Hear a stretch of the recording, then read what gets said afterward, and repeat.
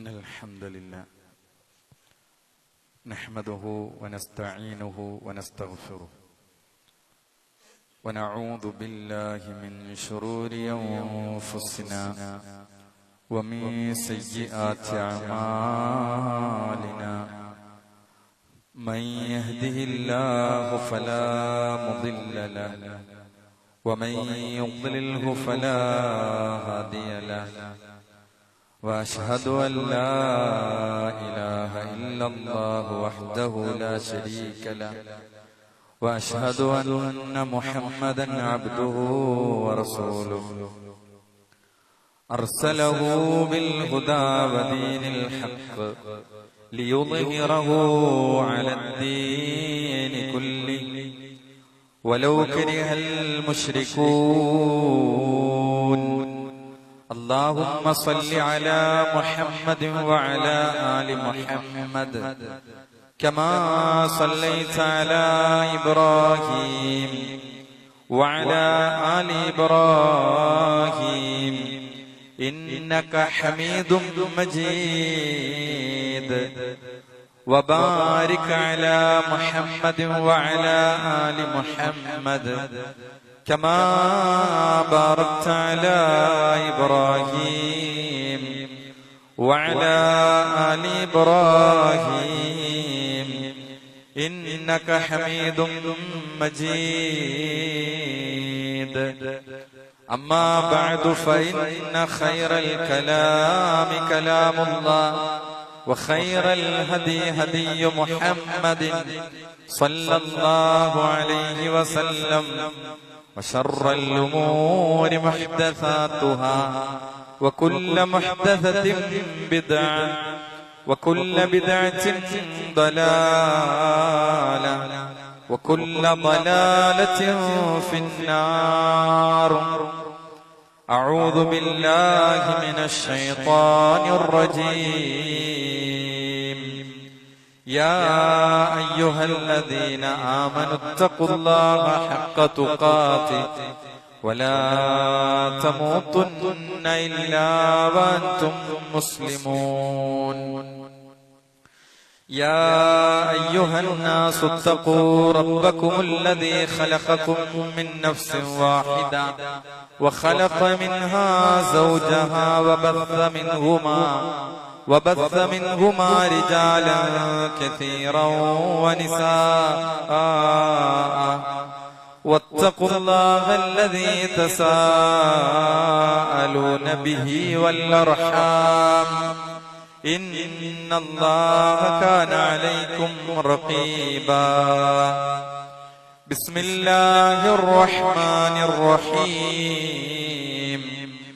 أمن هو قانت آناء الليل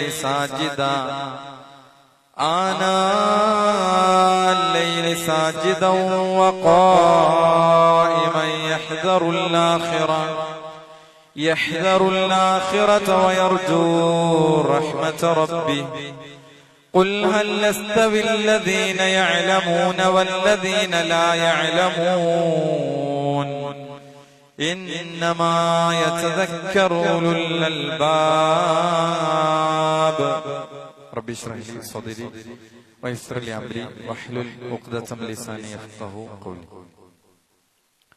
നമ്മേവരെയും സൃഷ്ടിക്കുകയും പരിപാലിക്കുകയും സദാസമയവും നമ്മെ അതിസൂക്ഷ്മമായി കാണുകയും അറിയുകയും ചെയ്യുന്ന അല്ലാഹു സുബ്ഹാനഹു വ തആലയുടെ വിധിവിലക്കുകൾ, നിയമനിർദ്ദേശങ്ങൾ ജീവിതത്തിന്റെ എല്ലാ രംഗത്തും പാലിച്ച് പകർത്തിക്കൊണ്ട് ജീവിക്കണേ എന്ന് എന്നോടെന്ന പോലെ ഓരോരുത്തരെയും ഓർമ്മപ്പെടുത്തുകയാണ്, ഉപദേശിക്കുകയാണ്. സ്വഹീഹുൽ ബുഖാരിയിൽ വായിക്കുന്ന ഒരു സംഭവം. മഹാനായ അബൂ മൂസൽ അശ്അരി റളിയല്ലാഹു അൻഹു, അദ്ദേഹവും മഹാനായ പ്രവാചകൻ സല്ലല്ലാഹു അലൈഹി വസല്ലമയും ഒരിക്കൽ മദീനയിലെ ഏറെ പ്രസിദ്ധമായ ഒരു തോട്ടത്തിൽ അവിടെ നിൽക്കുകയായിരുന്ന ഒരു സന്ദർഭം. അവിടെ ബിഇറു അരീസ് എന്ന മദീനയിൽ സ്ഥിതി ചെയ്യുന്ന ഏറെ പ്രസിദ്ധമായ ഒരു കിണർ ആ തോട്ടത്തിനുള്ളിലാണ്. അവിടെ അബൂ മൂസ അശ്അരിയും പ്രവാചകൻ സല്ലല്ലാഹു അലൈഹി വസല്ലമയും ഉള്ള ആ തോട്ടം മതിൽക്കെട്ടുകളുള്ള അതിനൊരു വാതിലുള്ള ഒരു തോട്ടമാണ്. അങ്ങനെ അവരിങ്ങനെ നിൽക്കുന്ന സമയത്ത് ആ വാതിലിന് മുട്ടുന്ന ശബ്ദം അവർ കേൾക്കുകയാണ്. അപ്പോൾ പ്രവാചകൻ സല്ലല്ലാഹു അലൈഹി വസല്ലമ അബൂ മൂസ അശ്അരി റളിയല്ലാഹു അൻഹുവിനോട് പറയുകയാണ്, ഇഫ്തഹ് ലഹുൽ ബാബ്, ആ വന്ന ആൾക്ക് വാതിൽ തുറന്നു കൊടുക്കുക, വബശ്ശിറുഹു ബിൽ ജന്ന, ആ വന്ന ആൾക്ക് സ്വർഗമുണ്ടെന്ന സന്തോഷ വാർത്തയും അറിയിക്കണം. അപ്പോൾ അബൂ മൂസരി ആ വ്യക്തി ആരാണെന്ന് അറിയാനുള്ള തിടുക്കത്തിൽ അദ്ദേഹം ചെന്നു. അങ്ങനെ വാതിൽ തുറന്നു നോക്കുമ്പോൾ അദ്ദേഹം മഹാനായ അബൂബക്കർ സിദ്ദീഖ് റളിയല്ലാഹു അൻഹുവിനെയാണ് കാണുന്നത്. അദ്ദേഹത്തോട് പ്രവാചകൻ പറഞ്ഞ കാര്യം പറഞ്ഞു, നിങ്ങൾക്ക് സ്വർഗമുണ്ട് എന്ന് പ്രവാചകൻ പറഞ്ഞിരിക്കുന്നു. അപ്പോൾ അബൂബക്കർ സിദ്ദീഖ് റളിയല്ലാഹു അൻഹു പറഞ്ഞു, അൽഹംദുലില്ലാഹ്. അങ്ങനെ പ്രവാചകൻ ബീറു അരീസ് എന്ന കിണറിൽ കാലുകൾ താഴ്ത്തിയിട്ട് പ്രവാചകൻ ഇരിക്കുകയാണ്. പ്രവാചകന്റെ വലതുഭാഗത്തായി അബൂബക്കർ സിദ്ദീഖ് റളിയല്ലാഹു അൻഹു വന്നിരുന്നു. അല്പസമയത്തിനു ശേഷം വീണ്ടും ആ വാതിൽക്കൽ മുട്ടുന്ന ശബ്ദം പ്രവാചകൻ കേൾക്കുകയാണ്. വീണ്ടും റസൂലുള്ളാഹി സ്വല്ലല്ലാഹു അലൈഹി വസല്ലം പറഞ്ഞു അബൂ മൂസ അശ്അരിയോട്, ഇഫ്തഹു ലഹുൽ ബാബ് വബശ്ശിർഹു ബിൽ ജന്ന, ആ വന്ന ആൾക്ക് വാതിൽ തുറന്നു കൊടുക്കുക, അയാൾക്ക് സന്തോഷ വാർത്ത അറിയിക്കുക, സ്വർഗമുണ്ട് എന്ന സന്തോഷ വാർത്ത അറിയിക്കുക.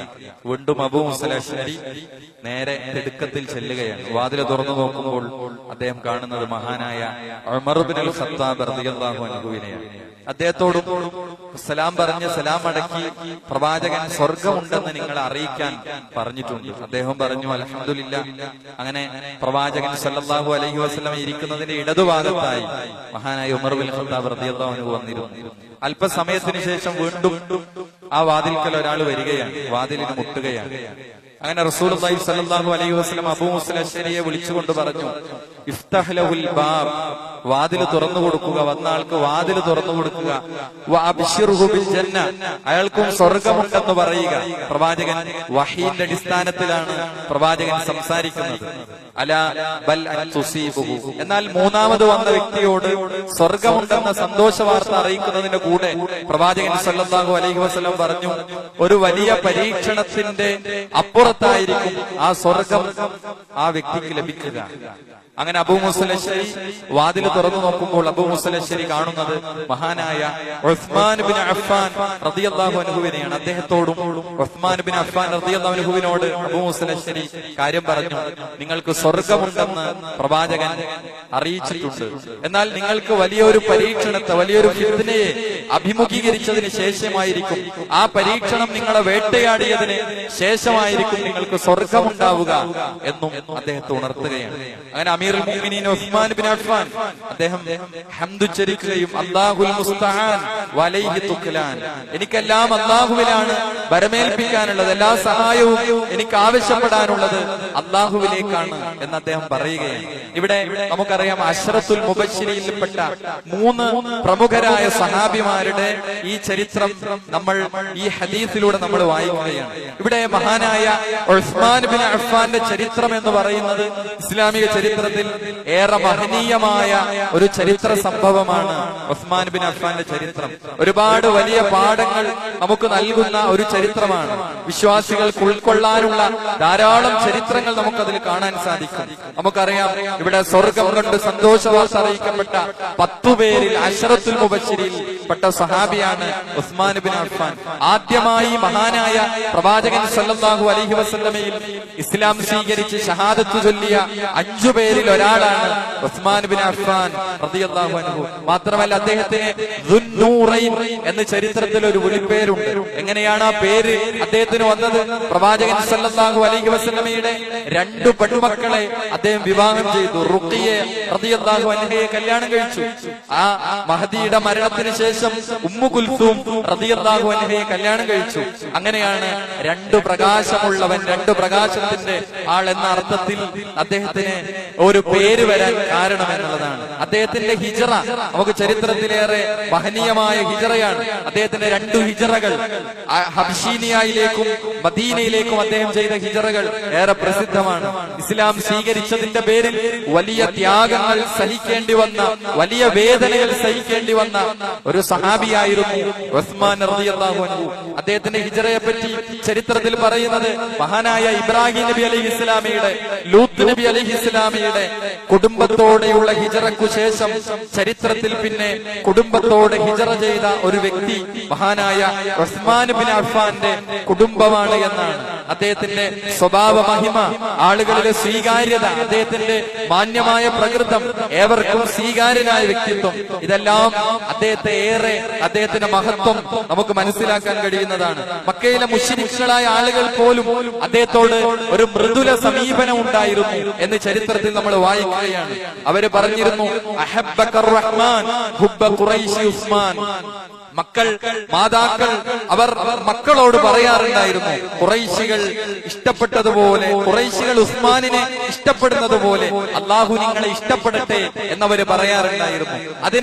അതിനെ നമുക്കൊരു ചരിത്രം, വിശുദ്ധ പിന്നെ ചരിത്രത്തിൽ നമുക്ക് വായിക്കാൻ കഴിയുന്ന ഒരു സംഭവം ഹുദൈബിയ സന്ധിയുമായി ബന്ധപ്പെട്ട് നമുക്കറിയാം. നബി സല്ലല്ലാഹു അലൈഹി വസല്ലമയും സഹാബത്തും മക്കയിലേക്ക് ഉംറയ്ക്ക് വേണ്ടി പോയ ഒരു ചരിത്ര സംഭവം. അവിടെ ഹുദൈബിയ എന്ന സ്ഥലത്ത് വെച്ച് പ്രവാചകനും സഹാബിമാരും അവിടെ തടഞ്ഞു നിർത്തപ്പെടുകയാണ്. 1400ഓളം വരുന്ന സഹാബിമാരെ മക്കയിലെ ബഹുദൈവ വിശ്വാസികൾ തടഞ്ഞിടുകയാണ്. എന്നാൽ ആ ചരിത്രത്തിൽ നമ്മൾ വായിക്കുന്ന ഒരു സംഭവം, ഉസ്മാൻ ബിൻ അഫ്ഫാനെ മക്കക്കാർ സ്വാഗതം ചെയ്തു എന്നാണ്. അവർ പിന്നെ അബൂ അബ്ദുള്ളക്ക് സ്വാഗതം എന്ന് പറഞ്ഞുകൊണ്ട്, മക്കയിലേക്ക് നിങ്ങൾക്ക് സ്വാഗതം, നിങ്ങൾക്ക് തവാഫ് ചെയ്യാം, ഉംറ ചെയ്യാം എന്ന് ഉസ്മാൻ ബിൻ അഫ്ഫാനോട് അവര് പറഞ്ഞു എന്നാണ്. പക്ഷേ ഉസ്മാൻ ബിൻ അഫ്ഫാൻ ഉംറക്ക് അദ്ദേഹം തയ്യാറായില്ല എന്നാണ്. റസൂൽ സല്ലല്ലാഹു അലൈഹി വസല്ലം തവാഫ് ചെയ്യാതെ, 1400ഓളം വരുന്ന സഹാബത്ത് തവാഫ് ചെയ്യാതെ ഞാൻ തവാഫ് ചെയ്യുകയില്ല എന്ന് അദ്ദേഹം പറഞ്ഞു. അപ്പോ അദ്ദേഹത്തിന്റെ സ്വീകാര്യതയായിരുന്നു, അദ്ദേഹം ആദർശം മുറുകെ പിടിച്ച് ജീവിക്കുമ്പോൾ പോലും അവിടുത്തെ നാട്ടുകാരുമായി, അവിടുത്തെ പ്രദേശവാസികൾ അത്രയേറെ സ്വീകാര്യനായ വ്യക്തിയായിരുന്നു അദ്ദേഹം എന്നുള്ളതാണ്. മാത്രമല്ല അദ്ദേഹത്തിന്റെ ചരിത്രത്തിൽ നമുക്ക് വലിയ പാഠം ഉൾക്കൊള്ളാനുള്ളത് അദ്ദേഹത്തിന്റെ ഖുർആനുമായുള്ള മഹാനായ ഉസ്മാൻ ഇബ്നു അഫ്ഫാന്റെ വളരെ വലിയ ബന്ധമായിരുന്നു നമുക്ക് ജീവിതത്തിൽ വലിയ പാഠമാവേണ്ടത്.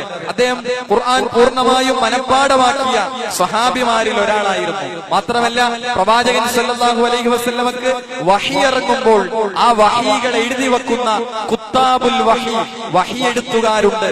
അതൊരു സ്വഹാബിയല്ല, ഒരു സംഘം സഹാബിമാർ, കുത്താബുൽ വഹി എന്ന പേരിൽ അറിയപ്പെടുന്ന ആ സഹാബിമാരിൽ ഒരു സഹാബിയാണ് മഹാനായ ഉസ്മാൻ ബിൻ അഫ്ഫാൻ. വഹി എഴുതി വെച്ചിരുന്ന സഹാബിയായിരുന്നു എന്നതാണ്. മാത്രമല്ല ഖുർആനുമായി ബന്ധപ്പെട്ട അദ്ദേഹത്തിന്റെ സേവനങ്ങൾ ഏറെ മഹനീയമാണ്. നമ്മൾ ധാരാളം കേൾക്കുന്ന വിശുദ്ധ ഖുർആനിന്റെ പഠനവുമായി നമ്മൾ കേൾക്കുന്ന, ആവർത്തിച്ച് നമ്മുടെ നാവിൽ കിട്ടുന്ന ഒരു ഹദീസാണ്, ഖൈറുക്കും മൻ തഅല്ലമൽ ഖുർആന വഅല്ലമഹു. നിങ്ങളിൽ ഏറ്റവും ഖൈറായവർ ഖുർആൻ പഠിക്കുകയും അത് പഠിപ്പിക്കുകയും ചെയ്യുന്നവരാണ്. ഈ ഹദീസ് നിവേദനം ചെയ്ത സഹാബി മഹാനായ ഉസ്മാൻ ബിൻ അഫ്ഫാനാണ് എന്ന് നമുക്ക് കാണാൻ സാധിക്കും. മാത്രമല്ല അദ്ദേഹത്തിന്റെ, ഉസ്മാൻ ബിൻ അഫ്ഫാന്റെ വിശുദ്ധ ഖുർആനുമായി ബന്ധപ്പെട്ട് അദ്ദേഹത്തിന്റെ ഭാര്യ നാഇല ബിൻത് ഫറാസിഫ, അദ്ദേഹം പറയാണ്, ഖുർആൻ പൂർണ്ണമായി അദ്ദേഹം പാരായണം ചെയ്ത് രാത്രി നമസ്കാരത്തിൽ കഴിച്ചു കൂട്ടാറുണ്ടായിരുന്നു. അദ്ദേഹം വധിക്കപ്പെടുന്ന രാത്രിയിൽ പോലും മുസ്ഹഫുകൾ, അദ്ദേഹത്തിന്റെ കൈകളിൽ ഉണ്ടായിരുന്നു. ആ ചോര ഉറ്റി വീണത് മുസ്ഹഫുകളിലേക്കാണ് എന്ന് ചരിത്ര ഗ്രന്ഥങ്ങളിൽ നമുക്ക് കാണാൻ സാധിക്കും. മാത്രമല്ല സൂറത്ത് സുമറിലെ 9-ാമത്തെ ആയത്ത്, രാത്രി ദീർഘമായി നമസ്കരിക്കുന്നവരെ പറ്റി വിശുദ്ധ ഖുർആൻ പറഞ്ഞ ആയത്തുണ്ട്, അമ്മൻ ഹുവ ഖാനിതുൻ ആനാ അൽ-ലൈലി സാജിദൻ വഖായിമ. പരലോകത്തെ പറ്റി ജാഗ്രത പുലർത്തുകയും തന്റെ റബ്ബിന്റെ കാരുണ്യം ആശിച്ചുകൊണ്ട് സുജൂദ് ചെയ്ത് നിന്നുകൊണ്ട് നമസ്കരിച്ച് പ്രാർത്ഥിച്ചുകൊണ്ടിരിക്കുന്ന ആളുകൾ. ഈ ആയത്ത് കേൾക്കുമ്പോൾ മഹാനായ ഉമർ റളിയല്ലാഹു അൻഹു പറയാറുണ്ടായിരുന്നു, ഇത് ഉസ്മാനിനെ കുറിച്ചാണ് എന്ന് പറഞ്ഞാൽ അത്രയേറെ രാത്രി കാലങ്ങളിൽ വിശുദ്ധ ഖുർആനിന്റെ പാരായണത്തിൽ കഴിച്ചുകൂട്ടിയ ഒരു മഹാനായ സഹാബിയാണ് ഉസ്മാൻ ഇബ്നു അഫ്ഫാൻ എന്ന് പറയുന്നത്. അദ്ദേഹത്തിന്റെ ഒരു വാചകം നമുക്ക് കാണാം. അദ്ദേഹത്തിന്റെ ഒരു ദിവസവും വിശുദ്ധ ഖുർആനുമായി ബന്ധപ്പെടാത്ത ഒരു ദിവസം ഉസ്മാൻ ബിൻ അഫ്ഫാന്റെ ജീവിതത്തിൽ കഴിഞ്ഞു പോയിട്ടില്ല എന്നാണ്. നമ്മുടെ എത്ര ദിവസങ്ങൾ കഴിഞ്ഞു, വിശുദ്ധ ഖുർആനിന്റെ ഒരു വരി ഓതാത്ത, പേജ് ഓതാത്ത ദിവസങ്ങൾ. എന്നാൽ ഒരു ദിവസം പോലും ഖുർആനിലെ ഒരു പേജ് മറിക്കാതെ അദ്ദേഹത്തിന്റെ ജീവിതത്തിൽ കടന്നുപോയിട്ടില്ല എന്നാണ്. അദ്ദേഹത്തിന്റെ ഒരു വാചകം നമുക്ക് കാണാം, വല്ലാഹി ലൗ ദഹറത് ഖുലൂബുകും മാ ശബിഅതും മിൻ കലാമി റബ്ബികും. നിങ്ങളുടെ ഹൃദയങ്ങൾ ശുദ്ധമായിരുന്നുവെങ്കിൽ റബ്ബിന്റെ കലാം നിങ്ങൾക്ക് മതിയാകുമായിരുന്നില്ല. എന്തുകൊണ്ടാണ് അള്ളാഹുവിന്റെ കലാം വായിക്കുമ്പോൾ, പഠിക്കുമ്പോൾ ഒരു മടുപ്പും ആലസ്യവും നമുക്ക് വരുന്നത്? നമ്മുടെ ഹൃദയം വിശുദ്ധമല്ല എന്നതാണ്. എന്നാൽ ഉസ്മാൻ ബിൻ അഫ്ഫാൻ പറയുന്നത്, ഹൃദയങ്ങൾ വിശുദ്ധമായിരുന്നുവെങ്കിൽ നിങ്ങൾക്ക് അള്ളാഹുവിന്റെ കലാം അത് നിങ്ങൾക്ക് പഠിച്ചാൽ മതി വരുമായിരുന്നില്ല, നിങ്ങൾക്കത് പാരായണം ചെയ്താൽ മതി വരുമായിരുന്നില്ല എന്നാണ്. ഖുർആനുമായി നമുക്ക് വലിയ പാഠം ഉസ്മാൻ ബിൻ അഫ്ഫാൻ റളിയല്ലാഹു അൻഹുവിൽ നിന്നുണ്ട്. രണ്ടാമത്തത്, അദ്ദേഹത്തിന്റെ സമ്പത്ത് ചെലവഴിക്കാനുള്ള വിശാല മനസ്കതയാണ്. ചരിത്രത്തിൽ, ഇസ്ലാമിക ചരിത്രത്തിൽ തന്നെ മഹത്തായ സംഭാവനകളാണ് ഉസ്മാൻ ബിൻ അഫ്ഫാൻ ചെയ്തത്. നമുക്കറിയില്ലേ, റസൂലുള്ളാഹി സ്വല്ലല്ലാഹു അലൈഹി വസല്ലം മദീനത്ത് ഹിജ്റ വന്ന സന്ദർഭം, മദീനയിൽ മുസ്ലിങ്ങൾക്ക് വേണ്ടത്ര കുടിവെള്ളം കിട്ടാത്ത അവസ്ഥയിൽ ജൂതന്റെ കയ്യിലുണ്ടായിരുന്ന റൂമാ കിണർ റസൂലുള്ളാഹി ഒരു വിളംബരം നടത്തുകയാണ്, മൻ യസ്തരീലി ബിഇർ റൂമ അസ്തരീ ലഹുൽ ജന്ന. ആരാണ് ബിഇർ റൂമ എനിക്ക് വാങ്ങിത്തരുന്നത്, അവന് സ്വർഗമുണ്ട്. ആരാണത് ഏറ്റെടുത്തത്? മഹാനായ ഉസ്മാൻ ബിൻ അഫ്ഫാൻ പൂർണ്ണമായും അത് വിലക്ക് വാങ്ങി. ആ യഹൂദി പറഞ്ഞ വില കൊടുത്ത് വിലക്ക് വാങ്ങി മുസ്ലിമീങ്ങൾക്ക് വഖഫ് ചെയ്തു കൊടുത്തു എന്നാണ്. മറ്റൊന്ന്, മസ്ജിദുൻ നബവി അത് വിപുലീകരിക്കാൻ വേണ്ടിയും പ്രവാചകൻ ഇതേപോലെ ഒരു വിളംബരം നടത്തി. മയ്യസ്തരീലി, ഈ സ്ഥലമാര് വാങ്ങിച്ചു തരും, അവിടെയും മഹാനായ ഉസ്മാൻ ബിൻ അഫ്ഫാൻ അതിന്റെ പൂർണ്ണമായും ആ സമ്പത്ത് അദ്ദേഹം, അതിന്റെ പണം അദ്ദേഹം ഏറ്റെടുക്കുകയാണ്.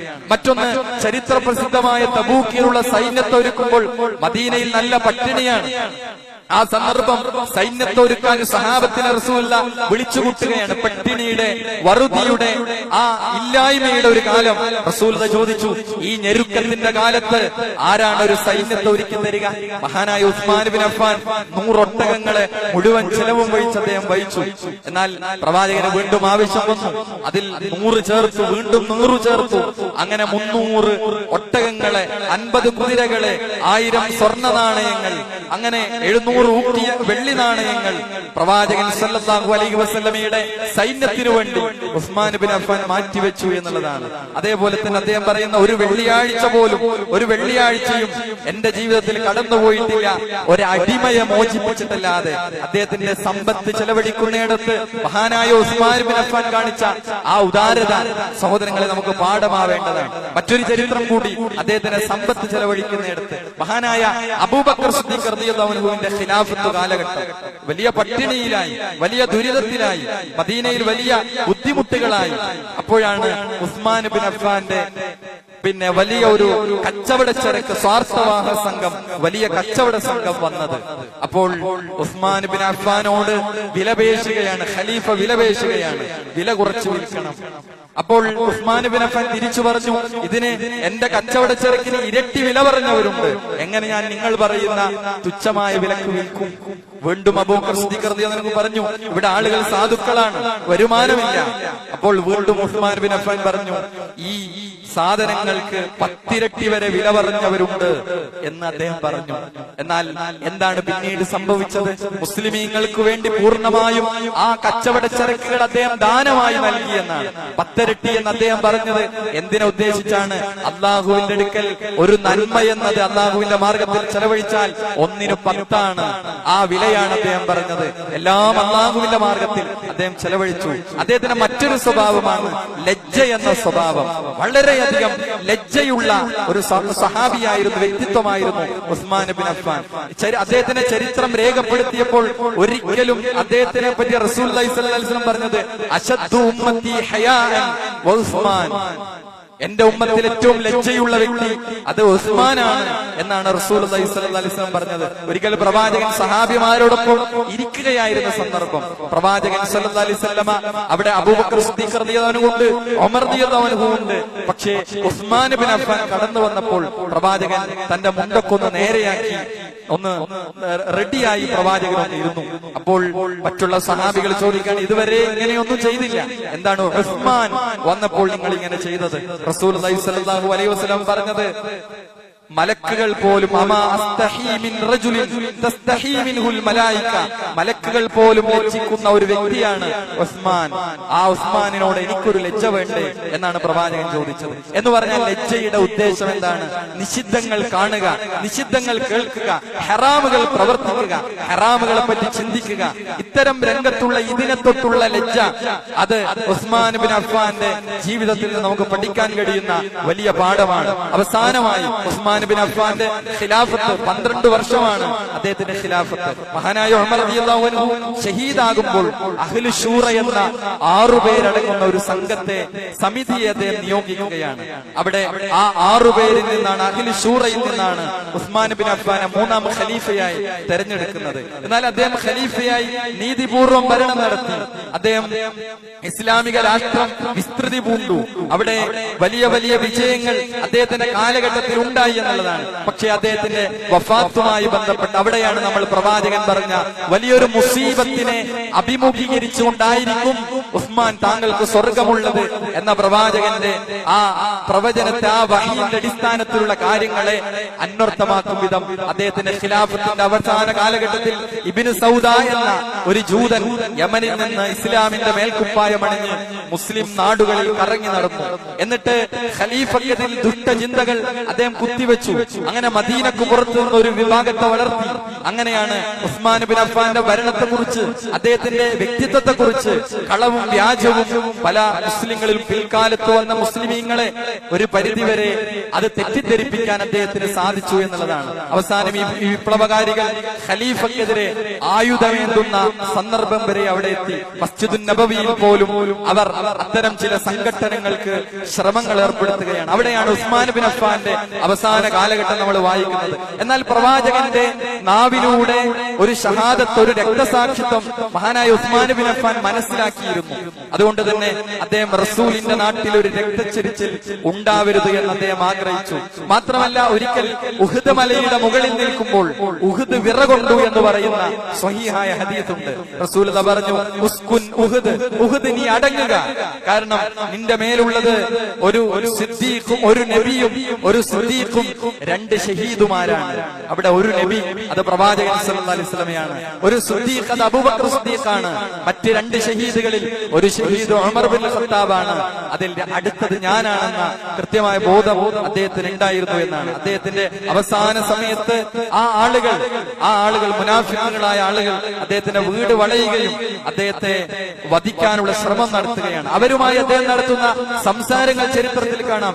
ലാ യഹില്ലു ദമംറിഇൻ മുസ്ലിമിൻ, ഒരു മുസ്ലിമിന്റെ രക്തം ചിന്താൻ അനുവദനീയമല്ല ഇല്ലാ ബിഇഹ്ദാ സലാസ്, 3 കാര്യങ്ങൾ കൊണ്ടല്ലാതെ. കുഫ്റും ബഅദ ഈമാൻ, ഈമാനിന് ശേഷമുള്ള കുഫർ, അതെനിക്ക് സംഭവിച്ചിട്ടില്ല. സിനൻ ബഅദ ഇഹ്സാൻ, അതേപോലെ വ്യഭിചാരം, അതും എനിക്ക് സംഭവിച്ചിട്ടില്ല. അതേപോലെ കൊലക്കു പകരം കൊല, അതും ഞാൻ നടത്തിയിട്ടില്ല. പിന്നെ എങ്ങനെയാണ് നിങ്ങൾ എന്നെ വധിക്കുക? പക്ഷെ ഇതൊന്നും അവരെ പിന്നെ സ്വീകരിക്കാനോ അംഗീകരിക്കാനോ കൂട്ടാക്കിയില്ല. ആ മരണപ്പെടുന്ന രാത്രിയിൽ പോലും മഹാനായ ഉസ്മാൻ ബിൻ അഫ്ഫാൻ തന്റെ വസ്ത്രങ്ങൾ നന്നായി കാലുകളിലേക്ക് ബന്ധിച്ചു. എന്തിനാണ്?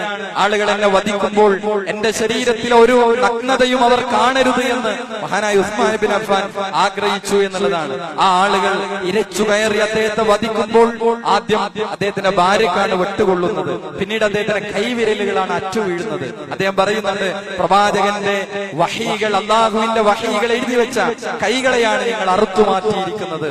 അങ്ങനെ അദ്ദേഹത്തിന്റെ രക്തം വാർന്നൊലിക്കുന്നത് വിശുദ്ധ ഖുർആനിലെ ഫസയക്ഫീകഹുമുല്ലാഹ് എന്ന ആയത്തിലാണ്. ആയത്തിന്റെ അർത്ഥം എന്താ? നിങ്ങൾക്ക് പകരം അവരെ കൈകാര്യം ചെയ്യാൻ അള്ളാഹു മതിയായവരാണ് എന്നർത്ഥം വരുന്ന വിശുദ്ധ ഖുർആനിലെ ആയത്തുകളിലേക്കാണ് ആ രക്തത്തുള്ളികൾ. ഇബ്നു കസീർ പിന്നെ തഫ്സീർ ഇബ്നു കസീറിൽ നമുക്ക് ഈ സംഭവങ്ങൾ വായിക്കുവാൻ നമുക്ക് സാധിക്കുന്നതാണ്. അങ്ങനെ അദ്ദേഹത്തെ അവിടെ സഹാബത്ത് അദ്ദേഹത്തിന്റെ ജനാസ ബഖീഉൽ ഗർഖദിലേക്ക് അവിടെ പുറത്ത് പിന്നെ നമസ്കരിച്ചു. അവിടെ സംസ്കരണങ്ങൾ നടത്തിയെന്ന്, ഇരുളിന്റെ മറവിൽ നടത്തിയെന്ന് നമുക്ക് കാണാൻ സാധിക്കും. ഇവിടെയാണ് അബൂ മൂസൽ അശ്ശരി ആദ്യമുള്ള ബീർ വരീസ് കിണറിന്റെ ഓരത്ത് 2 ഭാഗത്ത് പ്രവാചകന്റെ വലതുഭാഗത്ത് അബൂബക്കർ സിദ്ദീഖും ഇടതുഭാഗത്ത് പിന്നെ ഉമർ ബിൻ ഖത്താബ് റളിയല്ലാഹു അൻഹു. എന്നാൽ ഉസ്മാൻ ബിൻ അഫ്ഫാൻ അന്നിരുന്നത് നേരെ ഓപ്പോസിറ്റ് ആയിട്ടാണ്. എന്നാൽ അവരുടെ ഖബറുകൾ അതേപോലെ പ്രവാചകന്റെ ഖബറുകളുടെ അപ്പുറവും ഇപ്പുറവും അബൂബക്കർ സിദ്ദീഖ് റളിയല്ലാഹു അൻഹുവിന്റെ ഖബറും ഉമർ റളിയല്ലാഹു അൻഹുവിന്റെ ഖബറും. എന്നാൽ ഉസ്മാൻ ബിൻ അഫ്ഫാന്റെ ഖബർ ഈ ഒരു സംഭവം പോലെ തന്നെ ആ ഖബർ അബൂ മൂസ അശ്ശരി പറയാണ് ബഖീഉൽ ഖർഖദിലാണ് ഉണ്ടായിരുന്നത് എന്നാണ്. ഇവിടെ നമുക്ക് ധാരാളം വലിയ വലിയ പാഠങ്ങൾ നമുക്ക് പകർന്നു നൽകുന്ന ഒരു ചരിത്രമാണ്. ഇതിനുശേഷമാണ് ഇവിടെ വലിയ പിന്നെ മുആവിയ റളിയല്ലാഹു അൻഹുവുമായി ബന്ധപ്പെട്ട് അലി ബിൻ അബീ ത്വാലിബുമായി ബന്ധപ്പെട്ട വിഷയങ്ങൾ രൂപപ്പെടുന്നത്. അവിടെയും നമ്മൾ സത്യസന്ധമായി ചരിത്രങ്ങളെ സമീപിക്കുകയാണ്. അവിടെ ഖലീഫ വന്നതിനു ശേഷം ഈ കുറ്റവാളികളെ നിയമത്തിനു മുമ്പിൽ കൊണ്ടുവരാം, അവരെ പിടികൂടാമെന്നതാണ് ഒരഭിപ്രായം. മറ്റൊന്ന്, ഖലീഫക്ക് മുമ്പ് തന്നെ ആരാണോ ഇതിന്റെ ഉത്തരവാദികൾ അവരെ കൈകാര്യം ചെയ്യണമെന്ന അഭിപ്രായം. ഈ രണ്ട് അഭിപ്രായങ്ങൾ മാത്രമാണ് അവിടെ നിലനിന്നിരുന്നത്, മറ്റൊന്നും അവിടെ ഉണ്ടായിട്ടില്ല എന്നാണ് നമ്മൾ മനസ്സിലാക്കേണ്ടത്. ഇവിടെ നമ്മൾ ചരിത്രം നമ്മൾ വായിക്കുമ്പോൾ ആ ചരിത്രത്തിൽ നിന്ന് ആ മഹൽ വ്യക്തിത്വങ്ങളുടെ ജീവിതത്തിലൂടെ നമുക്ക് പാഠമാക്കാൻ കഴിയുന്ന ആ ചരിത്രങ്ങളെ നമ്മൾ ജീവിതത്തിലേക്ക് പകർത്തുക. അല്ലാഹു സുബ്ഹാനഹു വ തആല നമുക്ക് തൗഫീഖ് നൽകി അനുഗ്രഹിക്കുമാറാകട്ടെ.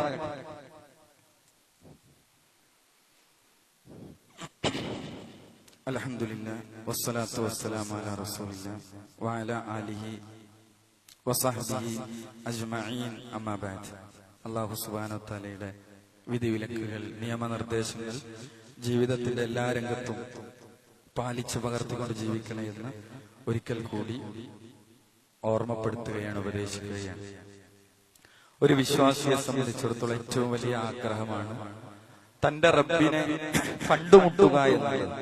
എന്നാൽ ആ ആഗ്രഹം നമുക്ക് സഫലമാവാൻ അല്ലാഹു സുബ്ഹാനഹു വ തആല പഠിപ്പിച്ച മാർഗമാണ് സൽക്കർമ്മങ്ങൾ യഥേഷ്ടം പ്രവർത്തിക്കുക എന്ന്. സൂറത്തുൽ കഹ്ഫിലെ അവസാന ആയത്ത് തന്നെ എന്താണ്? ഫമൻ കാന യർജു ലിഖാഅ റബ്ബി, ആരെങ്കിലും തന്റെ റബ്ബിനെ കണ്ടുമുട്ടാൻ ആഗ്രഹിക്കുന്നുവെങ്കിൽ ഫൽയഅമൽ അമലൻ സാലിഹാ, അവൻ സൽപ്രവർത്തനങ്ങൾ പ്രവർത്തിച്ചു കൊള്ളട്ടെ. വലാ യുശ്രിക് ബിഇബാദത്തി റബ്ബിഹി അഹദ, അവൻ ആരാധനയിൽ അല്ലാഹുവിന്റെ കൂടെ മറ്റൊന്നിനെയും അവൻ പങ്കു ചേർക്കാതിരുന്നു കൊള്ളട്ടെ എന്നാണ്. അതുകൊണ്ട് തന്നെ ഒരു സൽക്കർമ്മം ആ സൽക്കർമ്മമായി മാറുന്നത് രണ്ടു നിബന്ധനകൾ ഒത്തുചേരുമ്പോഴാണ്. അവിടെ അല്ലാഹുവിൽ വിശ്വസിച്ച് അവന്റെ പ്രീതി കാംക്ഷിച്ചുകൊണ്ടായിരിക്കണം നമ്മളൊരു പ്രവർത്തനം ചെയ്യുന്നത്. അതേപോലെ പ്രവാചകന്റെ മാതൃക ആ വിഷയത്തിൽ നമുക്കുണ്ടാകണം എന്നുള്ളതാണ്. ഇവിടെ നമുക്കറിയാം, നമുക്ക് അല്ലാഹു സുബ്ഹാനഹു വ തആല മാസങ്ങൾക്കും ദിവസങ്ങൾക്കും എല്ലാം പ്രത്യേകത നൽകിയിട്ടുണ്ട്. അതിൽ പവിത്രമായ 4 മാസങ്ങൾ നമ്മൾ പറഞ്ഞു. അതുപോലെ നമ്മൾ ഇന്നുള്ള ശഅബാൻ മാസത്തിന് ചില പ്രത്യേകതകൾ നമുക്ക് ഹദീസുകളിലൊക്കെ കാണാൻ കഴിയുന്നുണ്ട്. അവിടെ ഇമാം നസായി റിപ്പോർട്ട് ചെയ്ത ഹദീസിൽ നമുക്ക് കാണാൻ സാധിക്കും, റസൂലുള്ളാഹി സ്വല്ലല്ലാഹു അലൈഹി വസല്ലം പറഞ്ഞു, വഹുവ റസൂലുള്ളാഹ്, സൽക്കർമ്മങ്ങൾ അല്ലാഹുവിലേക്ക് ഉയർത്തപ്പെടുന്നത് ശഅബാൻ മാസത്തിലാണ് എന്ന് റസൂൽ പറഞ്ഞു. വഹുവ ശഹ്റുൻ തുർഫഉ ഫീഹിൽ അഅമാൽ ഇലാ റബ്ബിൽ ആലമീൻ, അതെ, ഈ മാസം ലോകങ്ങളുടെ റബ്ബായ അല്ലാഹുവിലേക്ക് സൽക്കർമ്മങ്ങൾ ഉയർത്തപ്പെടുന്ന മാസമാകുന്നു എന്ന് റസൂൽ പറഞ്ഞു. മാത്രമല്ല പ്രവാചകൻ സൽക്കർമ്മങ്ങൾ, നോമ്പ് അല്ലെ, നോമ്പ് റസൂലുള്ള ധാരാളമായി അനുഷ്ഠിച്ചിരുന്നു. ആയിഷ റളിയല്ലാഹു അൻഹ പറയാണ്, ഉമ്മുൽ മുഅ്മിനീൻ ആയിഷ റളിയല്ലാഹു അൻഹ പറയാണ്, ലം യകുനിൻ നബിയ്യു സ്വല്ലല്ലാഹു അലൈഹി വസല്ലം യസൂമു ശഹ്റൻ അക്തറ മിൻ ശഅബാൻ, റസൂലുള്ള ശഅബാൻ മാസത്തേക്കാൾ ധാരാളമായി മറ്റൊരു മാസങ്ങളിലും നബി നോമ്പ് അനുഷ്ഠിക്കുമായിരുന്നില്ല. അതേപോലെ തന്നെ ശഅബാൻ മാസം അത്രയും ഇമാം ബുഖാരി റിപ്പോർട്ട് ചെയ്യുന്ന ഹദീസാണ്. ഇങ്ങനെ നമ്മൾ സൽക്കർമ്മങ്ങൾ ഉയർത്തപ്പെടുന്നത് ഇതുമായി ബന്ധപ്പെട്ട നിരവധി ഹദീസുകൾ നമ്മൾ വായിക്കുന്നുണ്ട്. എന്നാൽ നമ്മൾ ശഅബാനുമായി ബന്ധപ്പെട്ടു തന്നെ ധാരാളം അനാചാരങ്ങളും അതിന്റെ ഒരു കുത്തൊഴുക്കും നമ്മൾ പലപ്പോഴും ശഅബാനിൽ നമ്മൾ കാണുന്നുണ്ട്. ശഅബാനുമായി ബന്ധപ്പെട്ട് പലപ്പോഴും ചില തെറ്റിദ്ധാരണകൾ ആളുകൾക്കിടയിൽ കടന്നു വരാറുണ്ട്. നമുക്കറിയാം, വിശുദ്ധ ഖുർആൻ അവതരണം എപ്പോഴാണ് എന്ന് ചോദിച്ചാൽ ഏതൊരു കൊച്ചുകുട്ടി പോലും പറയും അത് റമദാനിലാണ് ഇറങ്ങിയത്, അതിന്റെ അവസാന രാവിലാണ്, അതിനാണ് ലൈലത്തുൽ ഖദർ എന്ന് പറയുന്നത്. എന്നാൽ പലപ്പോഴും ആ രാവിന്റെ പ്രത്യേകത പറയാൻ അല്ലാഹു സുബ്ഹാനഹു വ തആല ഒരു സൂറത്ത് തന്നെ ഇറക്കി, സൂറത്തുൽ ഖദർ. ഇന്നാ അൻസൽനാഹു ഫീ ലൈലത്തിൽ ഖദർ, നിർണയത്തിന്റെ രാവിലാണ് നാം ഇതിനെ അവതരിപ്പിച്ചത്. അതേപോലെ സൂറത്ത് ദുഖാനിന്റെ ആദ്യ ഭാഗത്തും പറഞ്ഞു, ഇന്നാ അൻസൽനാഹു ഫീ ലൈലത്തിൻ മുബാറക, അനുഗ്രഹീതമായ രാവിലാണ് നാം ഇതിനെ അവതരിപ്പിച്ചിരിക്കുന്നത്. ഇവിടൊക്കെ എന്താണ് പറഞ്ഞത്? ലൈലത്തുൽ മുബാറക എന്ന് പറഞ്ഞത്, ലൈലത്തുൽ ഖദർ എന്ന് പറഞ്ഞത്. ഈ ആയത്തുകളെ വിശദീകരിക്കുമ്പോൾ മഹാനായ ഇബ്നു കതീർ റഹിമഹുല്ലാഹ് പറയുന്നു, എന്താണ്? ഇന്നഹു അൻസലഹു ഫീ ലൈലത്തിൽ മുബാറക വഹിയ ലൈലത്തുൽ ഖദർ കമാ ഖാല തആല ഇന്നാ അൻസൽനാഹു ഫീ ലൈലത്തിൽ ഖദർ വകാന ദാലിക ഫീ ശഹ്രി റമളാൻ കമാ ഖാല തആല ശഹ്റു റമളാൻ അല്ലദീ ഉൻസില ഫീഹിൽ ഖുർആൻ. എന്നാൽ പലപ്പോഴും ആളുകൾ ശഅബാൻ 15 എന്ന് ആളുകൾ തെറ്റായി ദുർവ്യാഖ്യാനിക്കുന്നത് നമുക്ക് കാണാൻ സാധിക്കും. ഇവിടെ പറഞ്ഞ ലൈലത്തുൽ ഖദർ അതല്ലെങ്കിൽ ലൈലത്തുൽ മുബാറക എന്ന് പറഞ്ഞാൽ ശഅബാൻ 15 എന്നത് തീർത്തും തെറ്റായ കാര്യമാണ്, നിരർത്ഥകമായ കാര്യമാണ്. മാത്രമല്ല, ഇമാം ഇബ്നു കസീർ റഹിമഹുല്ലാഹ് തന്നെ പറഞ്ഞു, ഇന്നഹാ ലൈലത്തുൻ നിസ്ഫി മിൻ ശഅബാൻ കമാ റുവിയ അൻ ഇക്രിമ ഫഖദ് അബഅദൻ നജഅത ഫഇന്ന നസ്സൽ ഖുർആനി അന്നഹാ ഫി റമളാൻ. ഇക്രിമയിൽ നിന്ന് റിപ്പോർട്ട് ചെയ്യപ്പെടുന്നതുപോലെ അത് ഖുർആനിന്റെ അവതരണം ശഅബാൻ പകുതിയിലെ രാവിലാണെന്ന് പറയുന്നവർ യാഥാർത്ഥ്യത്തിൽ നിന്ന് വളരെ വിദൂരത്തായിരിക്കുന്നു. നിശ്ചയമായും ഖുർആനിന്റെ നസ്സനുസരിച്ച് അത് റമളാനിലാണ് എന്ന് അദ്ദേഹം കൃത്യമായി പറയുകയാണ്. കാര്യം വളരെ വ്യക്തമാണ്. അതേപോലെ തന്നെ ഇതുമായി ബന്ധപ്പെട്ട് ധാരാളം അത്തരം ബിദ്അത്തുകൾ നമുക്ക് കാണുവാൻ സാധിക്കുകയാണ്. ബറാഅത്ത് രാവിന്റെയും മറ്റും പേര് പറഞ്ഞ് ഈ മാസത്തിൽ ബറാഅത്ത് രാവ്, ഖുർആൻ ഇറക്കപ്പെട്ട രാവ് എന്ന പേരിൽ പ്രത്യേകമായി അവിടെ ബറാഅത്ത് നോമ്പ് എന്ന പേരിൽ ഒരു നോമ്പ് പഠിപ്പിക്കപ്പെടുന്നു. അതേപോലെ തന്നെ പ്രത്യേക നമസ്കാരങ്ങൾ പഠിപ്പിക്കപ്പെടുന്നു. അതേപോലെ തന്നെ പ്രത്യേകം ദിക്റുകൾ പഠിപ്പിക്കപ്പെടുന്നു. എന്നാൽ ഇതിനൊന്നും നമുക്ക് വിശുദ്ധ ഖുർആനിലോ പ്രവാചകന്റെ ഹദീസുകളിലോ നമുക്ക് തെളിവുകൾ കാണാൻ സാധ്യമല്ല എന്നാണ് കൃത്യമായി ഇബ്നു കസീർ റഹിമഹുല്ലാഹ് പറഞ്ഞു. ആ രാത്രിയിൽ യുക്തിപൂർണമായ ഓരോ കാര്യവും വേർതിരിച്ച് വിവരിക്കപ്പെടുന്നു. അതായത് ലൈലത്തുൽ ഖദറിൻ ലൗഹുൽ മഹ്ഫൂദിൽ നിന്ന് 1-ാം ആകാശത്തേക്ക് ഒരു വർഷത്തെ കാര്യങ്ങൾ വ്യക്തമാക്കപ്പെടുന്നു. മനുഷ്യന്റെ അവസാനം വരെയുള്ള അവധി, ഉപജീവനം എന്നിവയെല്ലാം അപ്പോൾ നിർണയിക്കപ്പെടും. ഇപ്രകാരമാണ് ഇബ്നു ഉമർ, അബൂ മാലിക്, മുജാഹിദ്, ദഹാഖ് റളിയല്ലാഹു അൻഹും ഇവരെ പോലെയുള്ള മുൻഗാമികളെല്ലാം പറഞ്ഞത് എന്നാണ്. എന്നാൽ ഇവിടെ പ്രത്യേക ഖബർ സിയാറത്തുകൾ അന്ന് പഠിപ്പിക്കപ്പെടുന്നു. സിയാറത്ത് ടൂറുകൾ പഠിപ്പിക്കപ്പെടുന്നു. ബറാത്ത് രാവിൽ പ്രത്യേക നമസ്കാരം പഠിപ്പിക്കപ്പെടുന്നു. ബറാത്ത് രാവിൽ പ്രത്യേകമായ സൂറത്ത് യാസീന്റെ പാരായണം പഠിപ്പിക്കപ്പെടുന്നു. ഇങ്ങനെ ഇല്ലാത്ത ദിക്റുകൾ ചൊല്ലൽ, ഇതെല്ലാം ബിദ്അത്തായി സഹോദരങ്ങളെ നമ്മൾ മനസ്സിലാക്കേണ്ടതുണ്ട്. പ്രവാചകൻ ഹജ്ജത്തുൽ വിദായിൽ പ്രവാചകൻ ഇറങ്ങിയ വിശുദ്ധ ഖുർആനിലെ ആയത്താണ്, അൽ യൗമ അക്മൽതു ലക്കും ദീനക്കും വഅത്മംതു അലൈക്കും നിഅമതി വറദീതു ലക്കുമുൽ ഇസ്ലാമ ദീന. ഇന്ന് നിങ്ങൾക്ക് നിങ്ങളുടെ ദീനിത പൂർത്തീകരിച്ചു തന്നിരിക്കുന്നു. നിങ്ങൾക്കുമേൽ നിങ്ങളുടെ അനുഗ്രഹം ഇതാ പൂർത്തിയാക്കി തന്നിരിക്കുന്നു. നിങ്ങൾക്ക് ഇസ്ലാമിനെ തൃപ്തിപ്പെട്ട് തന്നിരിക്കുന്നു. അതിലൊന്നും കൂട്ടാനില്ല, അതിലൊന്നും കുറക്കാനില്ല.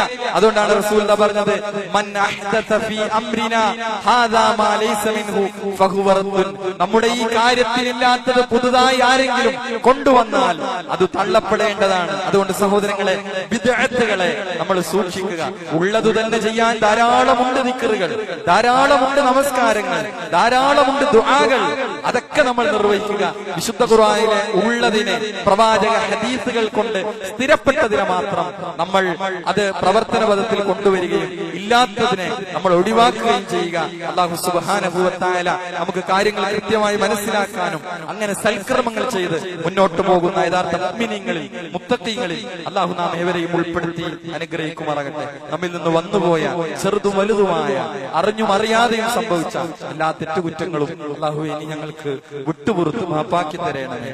രോഗം കൊണ്ട് കഷ്ടപ്പെടുന്ന ഒരുപാട് ആളുകളുണ്ട്, ഒരുപാട് ആളുകൾ പ്രാർത്ഥിക്കാൻ വസിയത്ത് ചെയ്ത ആളുകൾ. അല്ലാഹു എല്ലാവരുടെയും രോഗം ശിഫയാക്കി ആഫിയത്തോടെ തിരിച്ചു വരാൻ അവർക്ക് തൗഫീഖ് നൽകി അനുഗ്രഹിക്കണമേ. കടബാധ്യതകൾ കൊണ്ട് സാമ്പത്തികമായി പ്രയാസപ്പെടുന്ന ആളുകൾ, അല്ലാഹുവരുടെ പ്രയാസങ്ങളെല്ലാം നീ പരിഹരിച്ചു കൊടുക്കണമേ. നമ്മിൽ നിന്ന് മരണപ്പെട്ടു പോയ ഒരുപാട് മുഅ്മിനീങ്ങൾ, നമ്മുടെ ബന്ധുമിത്രാദികൾ, നമ്മുടെ മാതാപിതാക്കൾ, അല്ലാഹു നീ അവർക്കെല്ലാം മഗ്ഫിറത്തും മർഹമത്തും നൽകി അനുഗ്രഹിക്കണമേ. അവരെയും നമ്മയും നാളെ ജന്നാത്തുൽ ഫിർദൗസിൽ നീ ഒരുമിച്ച് കൂട്ടണമേ. ലോകത്തിന്റെ വ്യത്യസ്ത ഭാഗങ്ങളിൽ പ്രയാസങ്ങൾ, പീഡനങ്ങൾ അനുഭവിക്കുന്ന മുസ്ലിം സഹോദരങ്ങൾ, സഹോദരിമാർ, അല്ലാഹുവേ നീ അവർക്കെല്ലാം നിർഭയത്വവും സമാധാനവും രക്ഷയും നൽകി അനുഗ്രഹിക്കണമേ. അല്ലാഹുമ്മ ഗ്ഫിർ ലിൽ മുഅ്മിനീന വൽ മുഅ്മിനാത്ത് വൽ മുസ്ലിമീന വൽ മുസ്ലിമാത്ത്. അല്ലാഹുമ്മ ഇന്നാ നസ്അലുകൽ ജന്ന. അല്ലാഹുമ്മ അജിർനാ മിനൻ നാർ. അല്ലാഹുമ്മ അഇസ്സൽ ഇസ്ലാമ വൽ മുസ്ലിമീൻ വഅദ്ദിൽ അശ്ശിർക വൽ മുശ്രികീൻ. റബ്ബനാ തഖബ്ബൽ മിന്നാ ഇന്നക അൻതസ് സമീഉൽ അലീം. റബ്ബനാ ആതിനാ ഫിദ് ദുനിയ ഹസന വഫിൽ ആഖിറതി ഹസനതൻ വഖിനാ അദാബൻ നാർ. ആമീൻ ആമീൻ ബിറഹ്മതിക യാ അർഹമർ റാഹിമീൻ.